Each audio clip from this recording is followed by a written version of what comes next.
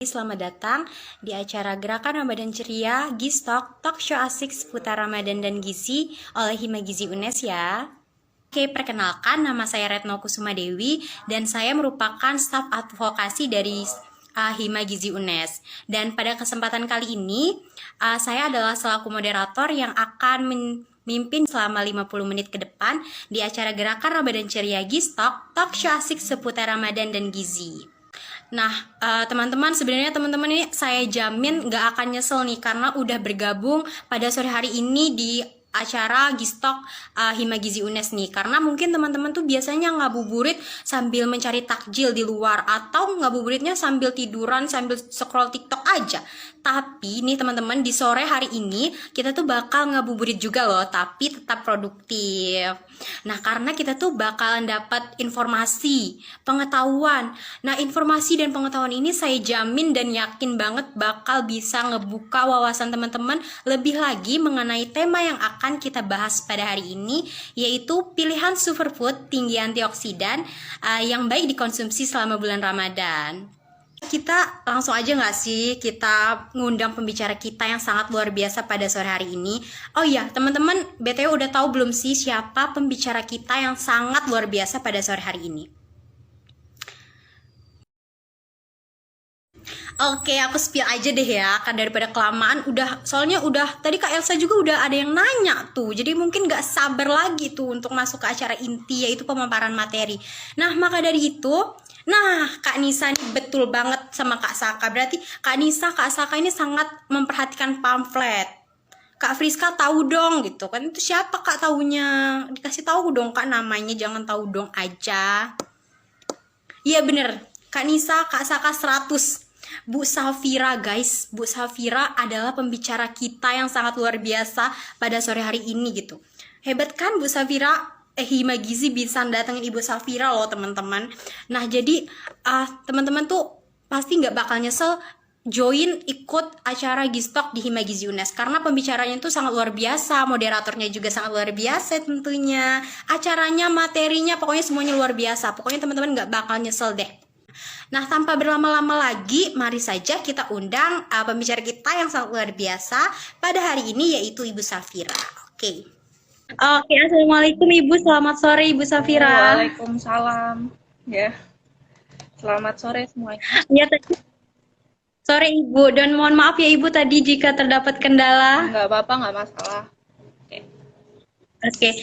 Ibu, sebelumnya saya mewakili teman-teman panitia Gerakan Ramadan Ceria dari Hima Gizi UNES ingin mengucapkan banyak terima kasih ya Ibu atas ketersediaan Ibu untuk menjadi pembicara pada sore hari ini di acara Gistok Talk Show asik seputar Ramadan dan gizi.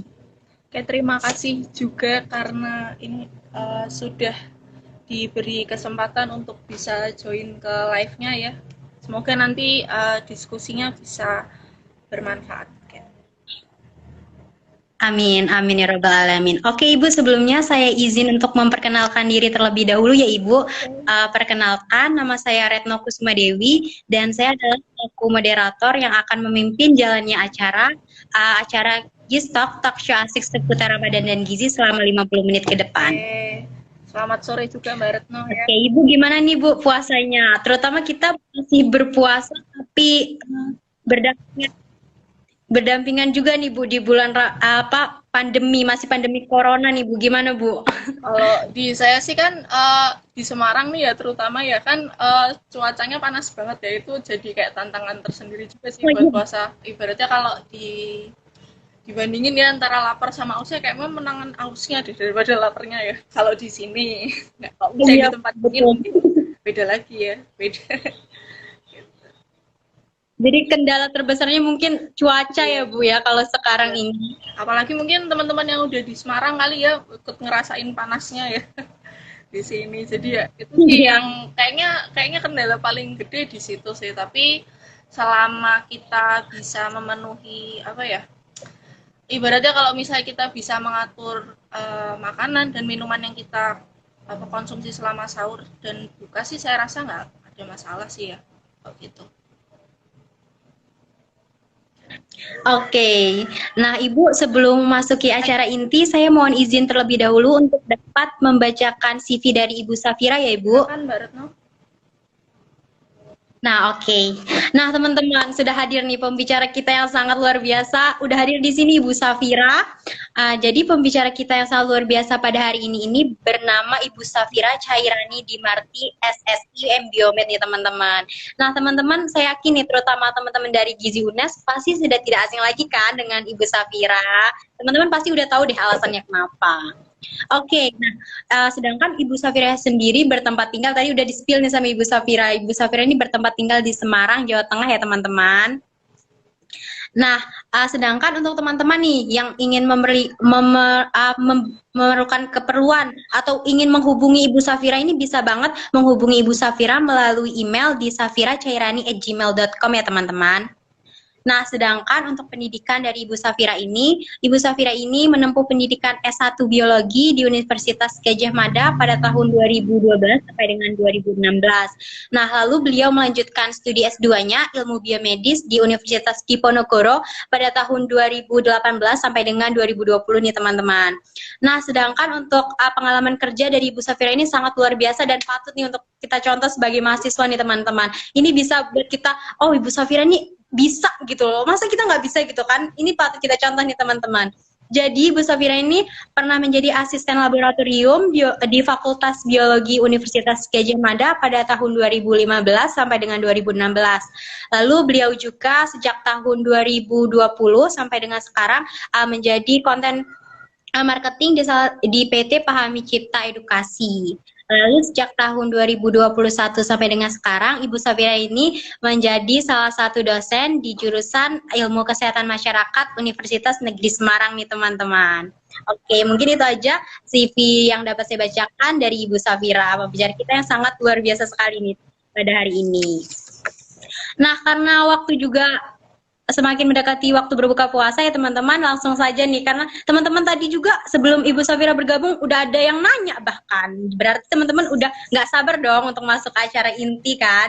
Jadi marilah kita langsung aja masuk ke acara inti, yaitu pemaparan materi oleh Ibu Safira mengenai tema yang akan kita bahas pada hari ini, yaitu pilihan superfood tinggi antioksidan yang baik dikonsumsi selama bulan Ramadan nih. Oke. Dan izin untuk memberitahu juga ya Bu, bahwa pemaparan materi akan dengan estimasi 30 menit. Nah, dan untuk teman-teman tadi yang bahkan udah ada yang bertanya nih mengenai anggur merah ya Bu. Jadi teman-teman bisa di-keep dulu itu pertanyaannya, karena setelah Ibu Safira menyampaikan materi nanti, teman-teman boleh langsung bertanya kok, karena bakalan ada sesi tanya jawab selama 10 menit. Nah, untuk itu kepada Ibu Safira, saya persilakan untuk dapat menyampaikan materi ya Ibu. Silakan Ibu Safira. Oke, terima kasih Mbak Retno. Ketika saya dihubungi sama Mbak Retno nih ya, saya kan dikasih tema membahasnya mengenai superfood ya, dan efek antioksidannya, dan apa sih pentingnya sebenarnya mengonsumsi superfood ini buat orang-orang yang berpuasa gitu ya.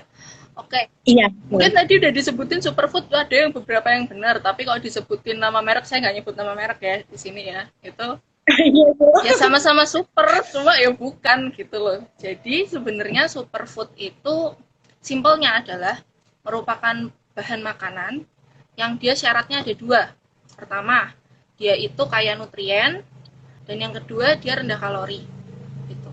Jadi kebayangkan makanan kalau misalnya dia kaya dengan nutrien. Nutrien itu macam-macam, bisa ada berupa vitamin, mineral. Terus kalau misalnya dia dari tumbuhan ya, makanannya atau bahan makanannya dari tumbuhan, dia bisa mengandung senyawa-senyawa fitokimia atau senyawa-senyawa yang terdapat pada tumbuhan. Kayak misalnya flavonoid, terus bisa juga polifenol, terus mungkin ada antosianin dan senyawa-senyawa lain semacamnya itu. Nah, kuncinya dari superfood ini sebenarnya merupakan bahan makanan yang nanti ketika kita makan ya, itu bisa memberikan efek yang positif buat tubuh kita. Karena kan kita tahu ya, yang namanya kita makan makanan apapun tuh sebenarnya ada impact-nya buat tubuh kita kan. Iya. Jadi kayak misal kita kalau makan mungkin nih orang yang belum banyak tahu ya, tapi kalau ternyata kita terlalu banyak makan makanan yang mengandung gula atau terlalu banyak makan makanan yang mengandung karbohidrat tapi yang sederhana ya, jadi yang mudah untuk dipecah, itu ternyata punya efek menimbulkan tubuh kita jadi kayak lebih mudah mengalami inflamasi atau peradangan gitu. Iya. Ada Dulu. dasarnya tuh sebenarnya makanan-makanan yang kita makan ya, entah mau yang superfood atau enggak gitu tuh sebenarnya kan semuanya memberikan efek gitu. Nah, ketika kita dalam kondisi normal ya, sebenarnya itu tubuh kita pun ya kalau dikaitkan dengan antioksidan ya sebenarnya tuh tubuh kita itu tuh punya kemampuan untuk membentuk radikal bebas. Kan kita selama ini taunya jangan kebanyakan apa kalau di kulit ya, apalagi kalau iklan-iklan di TV gitu kan biasanya Ya. diiklaninnya kalau entar kelamaan di apa namanya di luar ruangan gitu terus kemudian kena asap nanti kulitnya kena radikal bebas atau kalau makan makanan yang banyak pengawetnya entar kita kena radikal bebas gitu tapi sebenarnya tubuh kita sendiri pun tuh juga memproduksi gitu ya memproduksi tapi ya nggak banyak gitu masalahnya itu tubuh kita sudah mampu memproduksi tapi terus kemudian kita makan makanan lagi yang mendorong pembentukan radikal bebas kayak misalnya makanan-makanan yang ultra proses kayak misalnya diproses bertahap banget daging yang diawetkan terus kemudian kita makan makan makanan yang mengandung lemak yang sifatnya lemak trans gitu ya itu nanti bisa menimbulkan atau bahkan menambah jumlah radikal bebas di tubuh kita nanti di awal saya bilang kalau misalnya basically itu tubuh kita tuh bisa gitu loh menghasilkan radikal bebas kita kenalnya sebagai ROS reactive oxygen species ya. Nah, Ya. si ROS ini tuh tubuh kita tuh bisa mengatasinya. Sebenarnya bisa. Jadi ketika tubuh kita memproduksi ROS, ternyata tubuh kita juga menghasilkan penawar lain gitu untuk menetralisir si ROS-nya tadi gitu atau radikal bebasnya tadi. Namanya antioksidan. Itu tubuh kita sebenarnya bisa bikin gitu. Cuma kalau kita terpapar banyak sama antioksidan gitu ya terpapar sama makan makanan yang itu tadi yang ultra proses atau banyak pengawet atau kemudian dia diolahnya gitu menggunakan lemak trans lama-lama nih tubuh kita juga nggak akan bisa keep up gitu loh ya jadi kita nggak akan Iya. bisa yang kayak uh, nandingi radikal bebasnya yang diterima di tubuh kita gitu padahal kalau Ya karena terlalu banyak. iya benar karena terlalu banyak itu jadi kayak kita tubuh kita lama-lama kewalahan gitu. Nah, mungkin kalau misalnya saya pernah bilang dulu yang namanya radikal bebas itu kan sebenarnya bikin tubuh kita tuh berada pada kondisi oksidan. Bikin tubuh kita tuh jadi kayak kalau teman-teman ibaratnya nih ya. Kalau misalnya mungkin ini analoginya kayak di iklan deh. Kalau di iklan ya antara orang yang mungkin jarang keluar rumah ya sama yang tiap hari motoran di luar rumah kena asap kena sinar matahari gitu ya kan kulitnya jadi beda ya itu kalau perumpamaan di kulit gitu. Sebenarnya sama juga Iya, di betul. organ kayak di sel kita tuh sama mbak jadi kayak misalnya kita sering kena radikal bebas gitu ya sel-sel di tubuh kita juga nanti mengalami penuaan jadi yang menua tuh nggak hanya sel kulit bahkan organ jaringan sel dalam tubuh kita itu bisa menua karena adanya radikal bebas itu tadi gitu.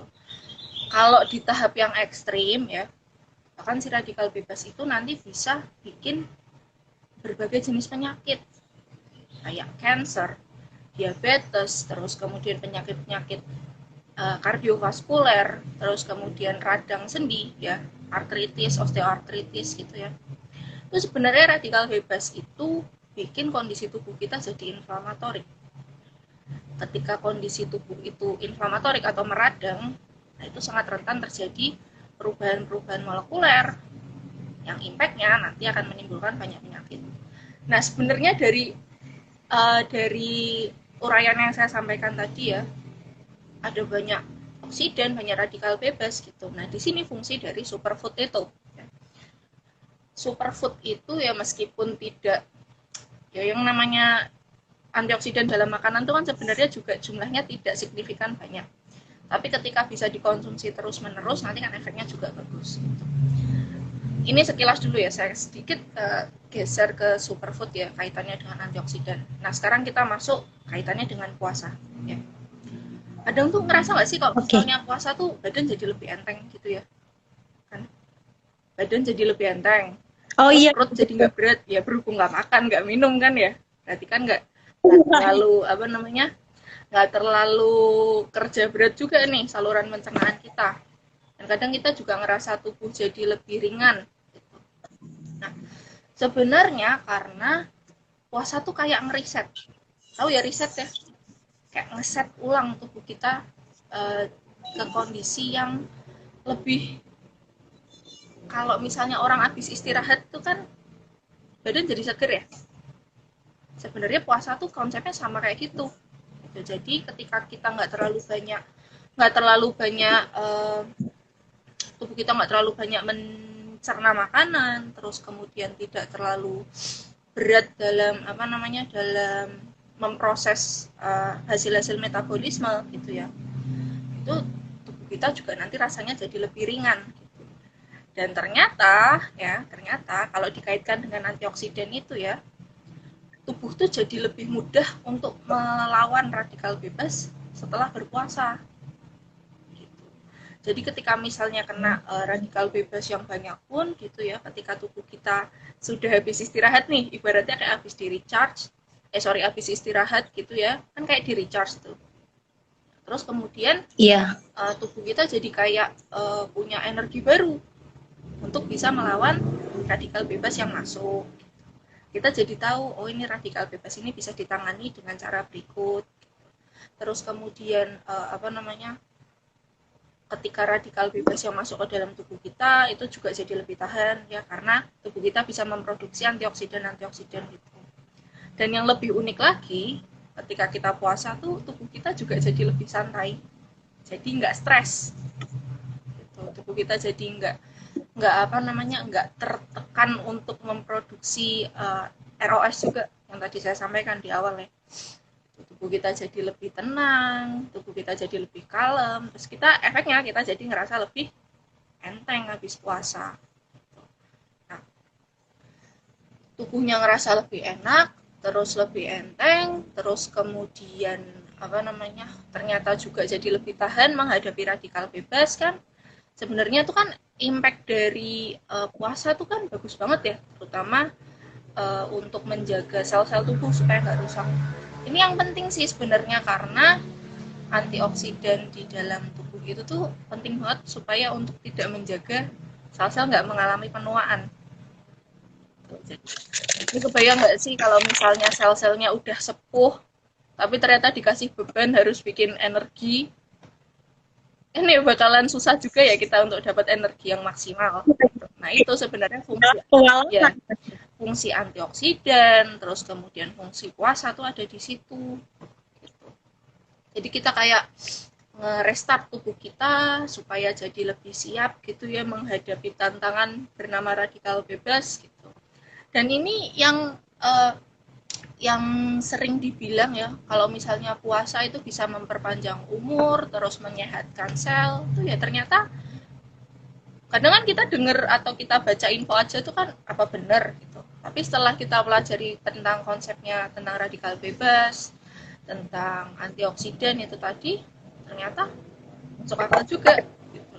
Nah di sini peran dari si superfood ya, ketika kita pas berpuasa, bukan berpuasa, pas sahur dan berbukanya ya, jangan pas puasanya, mengonsumsi makanan yang termasuk golongan superfood atau yang punya nutrien yang tinggi, terus kemudian dia kalorinya rendah. Dan kadang kita kalau puasa tuh kan siapa tahu bisa sekalian nurunin berat badan gitu kan ya. Kalau misalnya sekalian diet gitu kan, Bu. Sekali mendayung 2 pulau terlampaui. Berat badan nurunin berat badan. Kan ada ya, kadang ada yang niatnya gitu. Nah, ini tuh sebenarnya juga bisa membantu kan, karena tadi dikatakan bahwa superfood itu selain nutrien dense, selain kaya dengan nutrien, dia juga mengandung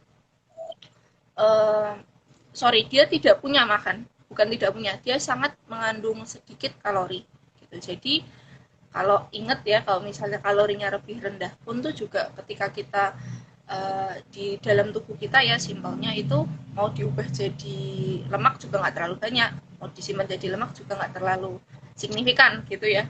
Itu kan makanya orang-orang diet tuh kalau misalnya pilihan makanannya biasanya pilihnya makanan yang lokal gitu. Nah di sini peran superfood di situ, jadi dia bisa selain memberi tambahan nutrien ya, terutama untuk antioksidannya.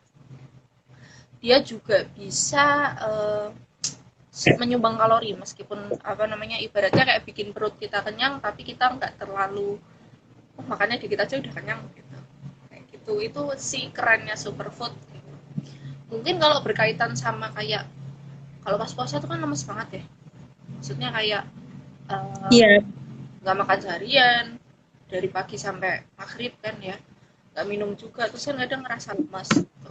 Nggak kemasukan glukosa istilahnya gitu. Nah, ini kan kadang bikin lemes banget gitu. Nah terus kadang kita juga mikir kalau misalnya antioksidan ini mungkin emang beda dengan glukosa, dengan protein, dengan lemak yang bisa dibikin ya jadi sumber energi. Kan kalau sumber energi utama karbohidrat Iya. gitu. Terus kalau misalnya karbohidratnya habis, nanti baru pakai bisa lemak, bisa protein. Meskipun kan antioksidan ini sebenarnya nggak bisa kalau misalnya mau dijadiin sumber energi gitu, tapi si antioksidan ini bisa menyehatkan sel-sel di tubuh kita.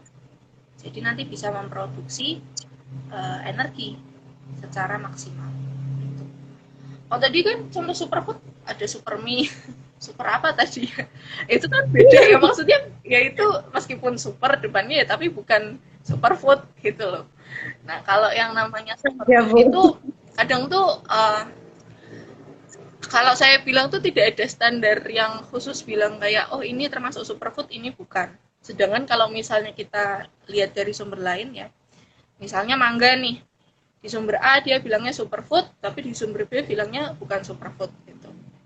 Memang tidak ada kayak standarisasi yang internasional yang bilang kalau wah, si mangga ini ternyata termasuk superfood gitu. Memang itu tergantung persepsi orang-orang ya. Tapi memang ada beberapa bahan makanan yang diakui termasuk secara luas ya, secara global termasuk dalam superfood. Misalnya kalau pernah makan yang kayak smoothie bowl tuh ya, yang jus buah Oh dikasih iya. dikasih banyak topping itu. Nah, itu salah satu toppingnya ada yang namanya chia seeds ya, biji chia Oh iya. seeds. Nah, chia seeds ini dia termasuk dalam superfood gitu. Jadi dia punya efek antioksidan juga dan dia juga ternyata kaya serat. Dan ini kalau mengonsumsi biji chia itu yang saya baca ya, si biji chia ini ternyata punya kemampuan buat uh, retain atau menahan air. Jadi kalau untuk orang-orang yang berpuasa itu ya, si biji chia ini bisa membantu tubuh kita supaya bisa menahan air. Jadi kita mungkin nanti tidak merasa terlalu haus ya, karena sebenarnya haus itu kan nggak hanya yang dari kerongkongan. Rasa haus itu kan terbentuk karena tubuh kita ya kekurangan air. Gitu. Nah si biji chia ini ternyata bisa membantu untuk kondisi tersebut. Terus kalau superfood yang terkenal lagi salah satunya teh hijau, green tea, tahu ya? Nah kalau green tea itu Tahu, kan Bu. bisa muncul di makanan apa aja, misal Mbak Reno, mungkin yang pernah dengar green tea gitu. Di kue mungkin, Bu. Kue, terus Minuman juga banyak juga. tuh minuman, kue, terus kemudian es krim, kan? Kan snack-snack juga sekarang sudah mulai green tea, Ya. Bu. Varian rasanya. Nah, green tea ini atau matcha ya, kita sering dengernya ya. Nah, green tea ini jadi salah satu opsi superfood yang ibaratnya kayak mudah diperoleh juga gitu dan efeknya gede karena dia ternyata mengandung katekin ya. Katekin ini sejenis antioksidan yang dia itu fungsinya keren banget kalau menurut saya karena bisa mengikat radikal bebas ya, terus bisa menjaga sel-sel supaya nggak rusak gitu. Makanya nih kalau misalnya suplemen-suplemen anti penuaan gitu tuh kadang selalu nambahin tulisan mengandung green tea gitu. Atau kalau misalnya sabun cuci muka yang paling sering, sabun cuci muka terus kemudian mengandung green tea supaya tidak cepat mengalami penuaan kulitnya. Karena itu fungsinya tadi. Si green tea ini punya kemampuan untuk mengikat radikal bebas. Tapi ini yang sering jadi tricky. Kalau makan atau minum green tea selalu manis kan ya rasanya. Iya. Entah es krim, entah cake, entah cookies ya. Terus apalagi yang green tea ya. misalnya puding atau anything ya yang green tea itu seringnya manis. Padahal ternyata gula, jadi gula yang kayak gula pasir atau kemudian gula-gula yang sering kita konsumsi sehari-hari itu justru malah mendorong tubuh kita untuk memproduksi lebih banyak radikal bebas. Nah, itu kan kontradiktif alias berlawanan kan. Yang satunya turunin radikal bebas, tapi yang satunya pada tahap lebih lanjut gitu ya. Kalau secara biokimiawi nanti dilihat ternyata malah membantu atau meningkatkan produksi radikal bebas gitu. Jadi malah nggak dapat manfaat ya kan, jadi kayak imbang gitu ya.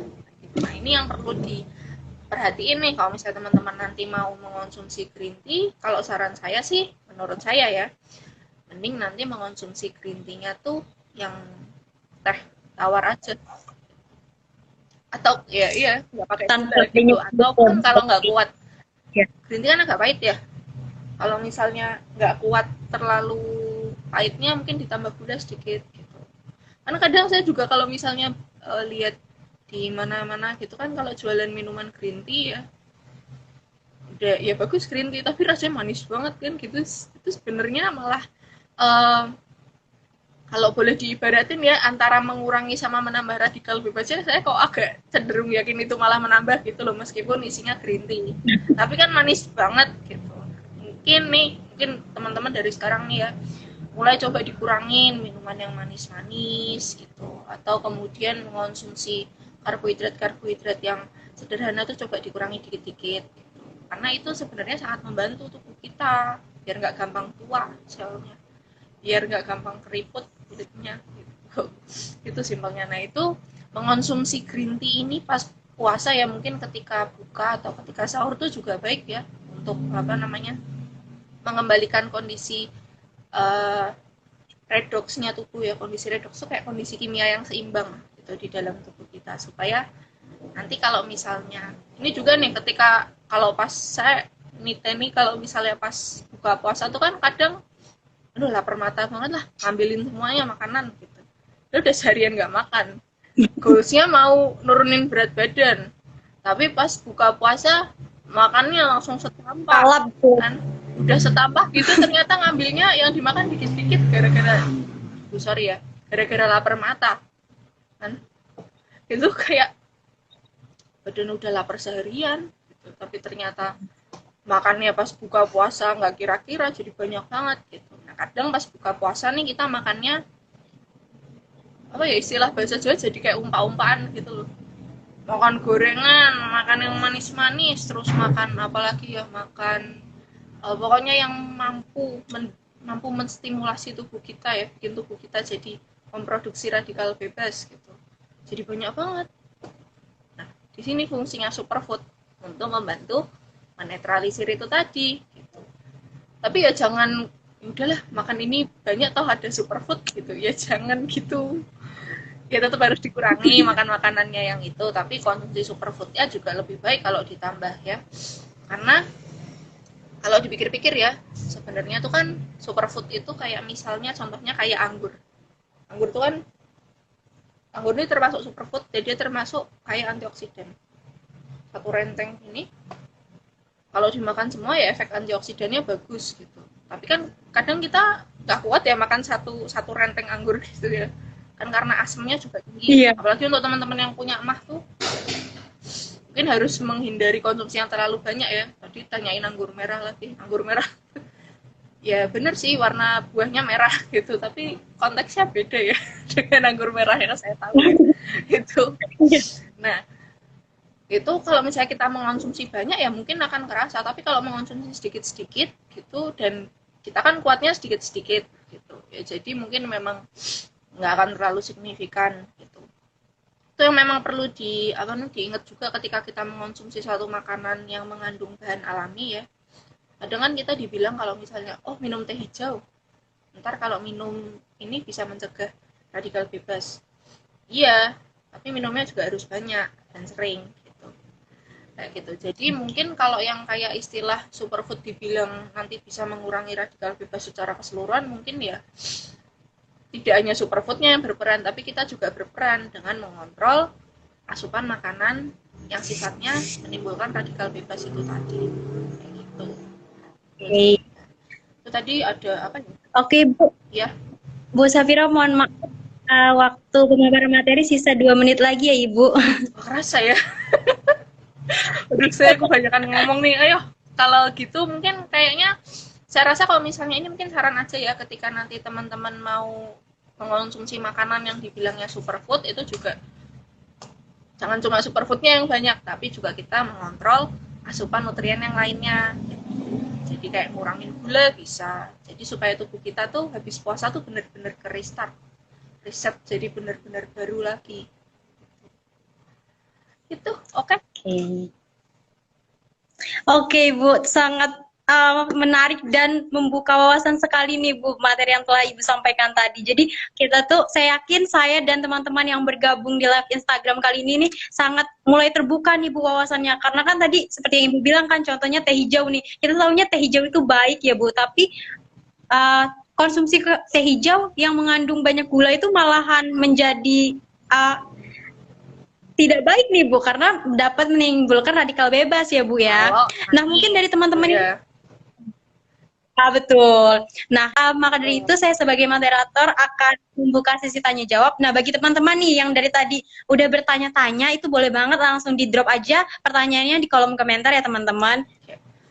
Wah, ini saya rasa pertanyaannya bakalan banyak yang out of the box nih. Terus seru nih. Seperti itu, Bu. Iya. Jadi memang kalau mungkin kayak radikal bebas itu kan sering banget dibahas ya di dalam kehidupan sehari-hari. Jadi kadang mungkin bisa bikin gini nggak ya, bisa bikin gitu nggak ya, itu kadang yang bikin pertanyaan jadi out of the box gitu. Tapi nggak apa-apa, keren, berarti sampai kepikiran pertanyaan gitu tuh berarti dipikirin mendalam. Iya. Nah, Ibu mungkin sebelum karena belum ada yang bertanya, saya dulu ya, Bu ya, yang mungkin bertanya gitu kan. Nah, tadi kan antioksidan itu sebenarnya bisa diproduksi kan, Bu, oleh tubuh. Nah, namun juga bisa kita dapatkan dari bahan makanan yang kaya akan nutrien ya, Bu. Nah, apabila pada kasus orang vegetarian nih, Bu, kan dia tidak mengonsumsi bahan pangan yang hewani ya, Bu. Nah, itu apakah ada perbedaan yang signifikan nih, Bu, bagi orang vegetarian dan bagi orang yang tidak vegetarian dalam pemenuhan antioksidan di dalam tubuhnya, Bu? Mohon untuk dijawab, Bu. Oke, terima kasih Mbak Retno. Ini pertanyaan bagus ya.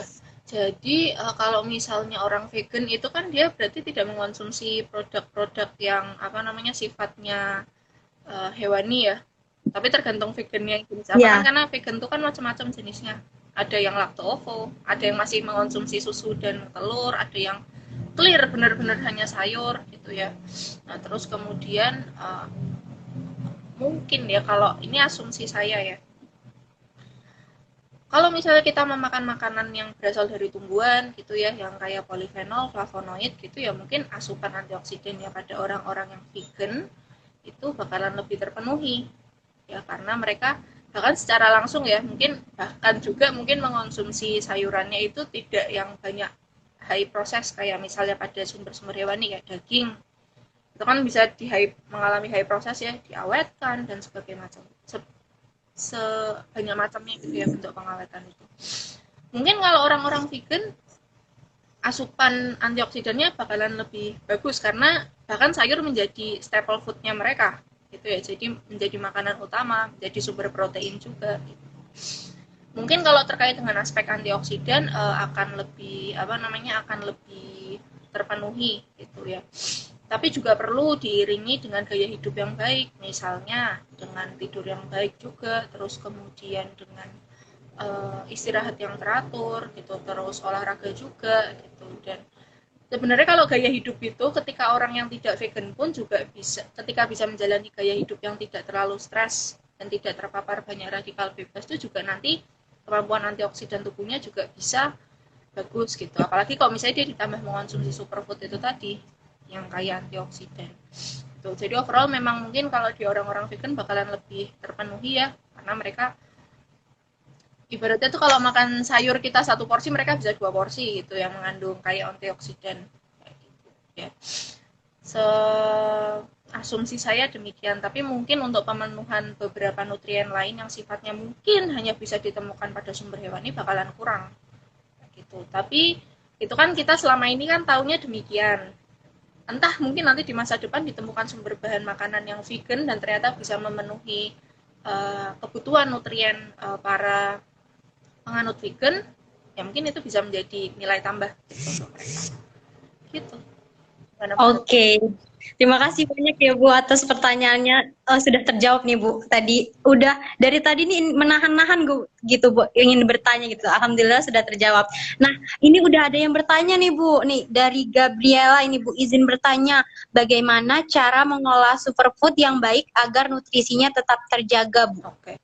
Mengolah superfood dengan yang baik itu kalau menurut saya superfood itu kan banyaknya dari sumber-sumber ini ya, sumber-sumber apa namanya, nabati gitu ya. Saya rasa menggunakan basic untuk pengolahan sumber-sumber nabati juga bisa berfungsi untuk tetap menjaga kadar antioksidannya dengan baik gitu. Misalnya mungkin bisa dikonsumsi segera atau kemudian tidak melalui pemasakan yang terlalu tinggi gitu ya. Karena sebenarnya tapi tergantung juga ya bentuk antioksidannya itu, sifat antioksidannya seperti apa. Tapi saya rasa mungkin tidak perlu pengolahan yang sangat high maintenance ya, atau yang kayak butuh pemrosesan yang sangat tinggi gitu. Enggak sih, saya rasa ibaratnya tuh kalau misalnya kita konsumsi langsung atau kita proses dengan minimal aja, misalnya kalaupun dimasak, tahu yang diblansir tuh ya, yang kayak dicelup bentar gitu terus kemudian kita makan, itu kayaknya juga tidak akan merusak. Ya, menurut saya nggak jauh berbeda dengan pengolahan sayur pada umumnya kayak gitu. Bahkan ada mungkin yang bisa langsung dimakan ya, kayak buah-buah tuh kan bisa langsung dimakan. Ya. Oke. Nah, terima kasih Bu atas jawabannya. Nah, ini ada yang lagi nih Bu yang bertanya.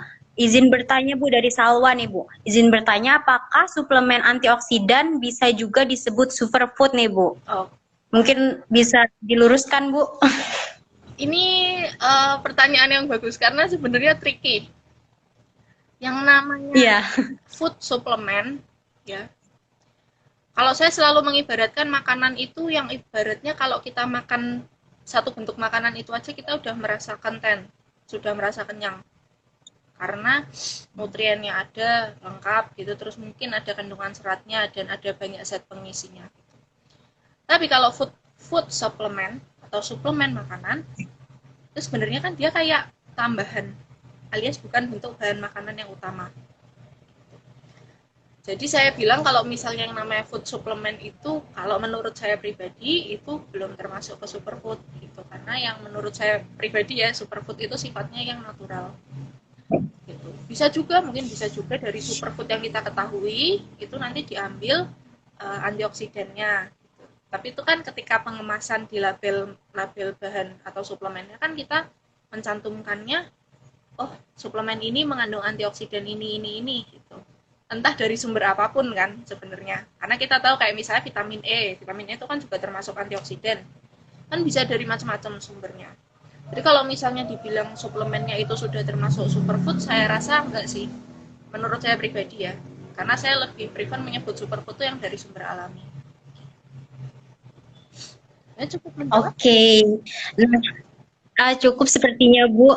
Nah, karena melihat waktu juga sudah menunjukkan pukul 17.02 ya Bu, dan mungkin teman-teman juga ingin menyiapkan menu berbuka puasa, maka dari itu saya akan cukupin ya Bu sesi tanya jawab pada sore hari ini. Dan mohon maaf sekali ya teman-teman, ini masih ada sebenarnya Bu pertanyaannya. Mungkin teman-teman karena keterbatasan waktu, makanya pertanyaan dari teman-teman ini belum bisa ditanyakan ya teman-teman, belum bisa terjawab oleh Ibu Safira juga. Nah, maka dari itu saya selaku moderator izin untuk membacakan kesimpulan ya Bu dari materi yang telah Ibu sampaikan tadi. Oke, jadi kata Bu Safira tadi nih, superfood itu simpelnya adalah bahan makanan dengan dua syarat nih teman-teman, yaitu syarat yang pertama kaya nutrien, lalu syarat yang kedua itu rendah kalori. Nah, kaya nutriennya itu bisa dari vitamin, mineral gitu dan lain-lain. Nah, karena masuk dan ketika dikonsumsi itu memberikan dampak yang positif bagi tubuh, karena nih pasti anak gizi tahu dong slogan gizi itu apa? Oh. Apa yang kita makan, tubuh kita apa, tubuh what you eat is, apa yang kamu makan adalah kamu gitu kan. Mohon maaf Bu, saya berbelit-belit. Jadi seperti itu. Oke. Itu ungkapan yang terkenal juga ya, apalagi kalau anak gizi, you are what you eat gitu. Jadi Nah, iya. apa yang kamu makan, kamu adalah apa yang kamu makan tuh ya. Nah iya Bu, nah seperti itu maksud saya tadi. Mohon maaf ya Bu, saya agak terbelit lidahnya tadi. apa-apa. Mungkin saya bisa lanjutkan. Siap. Nah jadi kan masuk nih Bu Safira tadi sempat menjelaskan radikal bebas. Jadi tubuh kita itu pada dasarnya itu bisa loh teman-teman memproduksi radikal bebas. Nah jadi kita sebagai manusia nih, tubuh yang mempunyai tubuh yang udah diberikan kenikmatan, kesehatan oleh Allah Subhanahu Wa Taala ini, marilah untuk mengonsumsi makanan yang tidak mengandung banyak radikal bebas, karena logikanya ketika kita tubuh saja sudah bisa memproduksi radikal bebas, ditambah lagi kita mengonsumsi makanan yang tinggi akan radikal bebas, maka akan menyebabkan tubuh menjadi kewalahan nih teman-teman dalam menetralkan radikal bebas tersebut. Nah, sedangkan untuk antioksidan sendiri ini fungsi utamanya itu untuk menjaga agar sel-sel tubuh itu lebih siap untuk menghadapi radikal bebas tersebut nih teman-teman. Nah, walaupun antioksidan itu juga diproduksi oleh tubuh, namun kita nih juga harus mengimbangi dengan asupan makanan yang tinggi antioksidan. Nah, untuk asupan makanan yang tinggi antioksidan itu sebenarnya, atau yang bisa kita bilang superfood itu, sebenarnya tidak ada batasan internasionalnya ya teman-teman, tentang misalkan apel adalah superfood, itu tidak ada. Namun ada beberapa superfood yang memang terkenal seperti chia seed dan juga teh hijau. Nah, chia seed itu sendiri bisa membantu tubuh untuk menahan air. Jadi terutama dalam berpuasa nih, dalam bulan Ramadan ini teman-teman, baik nih chia seed dikonsumsi agar tubuh kita itu tidak dehidrasi. Lalu teh hijau tadi seperti yang Bu Safira sampaikan. Nah, teh hijau itu sangat baik bagi tubuh karena dapat mengikat radikal bebas nih. Namun apabila nih teh hijau sendiri dikonsumsi dengan gula yang berlebihan, maka fungsi dari teh hijau untuk mengikat radikal bebas ini akan terkalahkan gitu dengan adanya glukosa yang banyak tuh. Nah, jadi saran dari Ibu Safira ini, apabila kita ingin memiliki tubuh yang sehat itu bukan hanya superfood aja yang kita konsumsi, tapi juga kita menjaga konsumsi makanan dan merendahkan makanan yang kaya akan karbohidrat sederhana. Terus itu juga seperti junk food itu teman-teman bisa dikurangi ya teman-teman. Karena memang ya betul. Nah, mungkin itu aja Bu kesimpulan yang dapat saya sampaikan, dan mohon maaf apabila ada kekurangan ya Bu. Terima kasih juga Mbak Retno tadi sudah memandu acara ini live-nya dengan baik. Tadi juga udah menyampaikan kesimpulannya, jadi lebih mudah dipahami ya. Kalau tadi saya nyampainya belibet, tapi sudah iya Ibu. Retno. Terima kasih Mbak Retno. Oke. Iya Ibu, sama-sama Bu. Nah, karena waktu juga sudah semakin dekat buka puasa, mungkin Ibu Safira bisa memberikan sedikit closing statement-nya nih Bu, mengenai tema yang kita bahas pada hari ini. Intinya saja Bu, gitu. Saya jadi terinspirasi membuat closing statement tadi seperti yang disampaikan Mbak Retno, bahwa you are what you eat. Jadi badan kita tuh cuma satu ya, dan kita dikasih kesempatan sekali untuk menempati badan ini, makanya dijaga dengan baik gitu. Nggak cuma dari makanan, tapi juga dari menjalani hidup dengan gaya hidup yang sehat, terus dengan istirahat yang cukup, terus jangan terlalu overthinking biar nggak stres, itu juga bisa menimbulkan radikal bebas loh. Nah, kayak gitu tuh perlu dijaga. Jadi kita sudah dapat anugerah tubuh yang sehat, ya harus dijaga sebaik mungkin gitu. Oke Ibu, terima kasih Bu atas closing statement-nya yang sangat luar biasa Bu. Ini padat, singkat, dan langsung masuk nih Bu ke otak nih. Kalau misalkan you are what you eat ya Bu, pasti anak gizi juga nggak ini dong, sudah tahu lah slogan itu. Benar-benar, itu harus diingat tuh. Nah oke Ibu, karena Sekali lagi saya mengucapkan mewakili panitia Gerakan Ramadan Ceria dari Hima Gizi UNES ini mengucapkan banyak terima kasih sekali ya Ibu atas ketersediaan Ibu untuk menyampaikan materi, membagikan pengetahuan serta informasinya pada live Instagram pada sore hari ini. Nah, semoga apa yang telah Ibu Safira sampaikan ini dapat bermanfaat dan juga dapat diterapkan nih oleh saya maupun teman-teman semua yang bergabung di live Instagram kali ini, tidak hanya di bulan Ramadan ini tapi juga di bulan-bulan biasanya nih Bu. Terima kasih juga ya atas kesempatan. Amin amin ya robbal alamin ya Bu. Bisa lancar. Bentar lagi buka ya, siap-siap.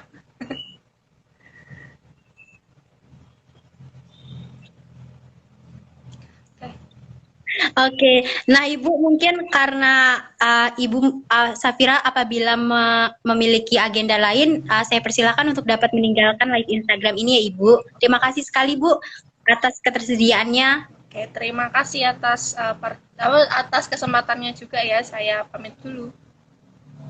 Oke Ibu, terima kasih Ibu. Terima kasih. Selamat berbuka puasa Bu. Selamat berbuka puasa semua.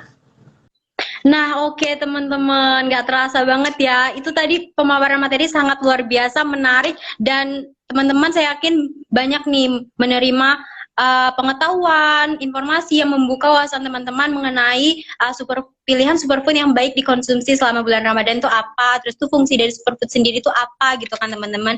Nah, karena waktu ini sudah sangat mendekati waktu berbuka puasa ya teman-teman, maka dari itu saya selaku moderator akan mencukupkan acara talk show asik seputar Ramadan dan gizi pada sore hari ini. Nah, maka dari itu sebelumnya saya mohon maaf apabila terdapat kesalahan dan tutur kata saya maupun perilaku saya yang kurang berkenan di hati teman-teman semua. Saya cukupkan untuk acara Gistalk talk show asik seputar Ramadan dan gizi pada sore hari ini. Wassalamualaikum warahmatullahi wabarakatuh. Tetap jaga kesehatan dan tetap happy kyo ya teman-teman.